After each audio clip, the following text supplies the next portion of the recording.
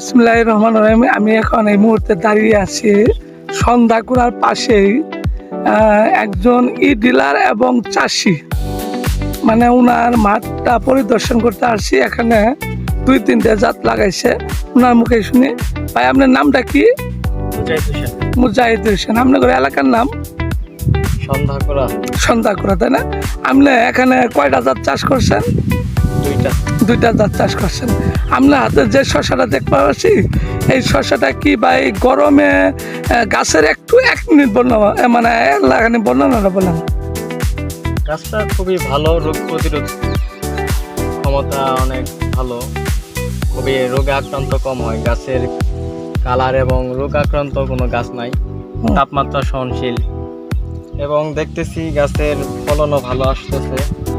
কেবল গাছে ফল সেট হইতেছে, এই যে এখানে দেখেন, এখানে আসছে, তারপরে যে জালি আসছে অনেক। আলহামদুলিল্লাহ, আশা করা যায় ভালো হবে। এই যে গাছের উপরও আসছে অনেক। ভাই, কোন কোম্পানির? এটা গ্রিন লাইন সিডের, জাতের নাম হইলো এলিনা। এলিনা, তাই না? গ্রিন লাইন সিড কোম্পানি থেকে ধন্যবাদ। আসসালামু আলাইকুম। ওয়ালাইকুম আসসালাম।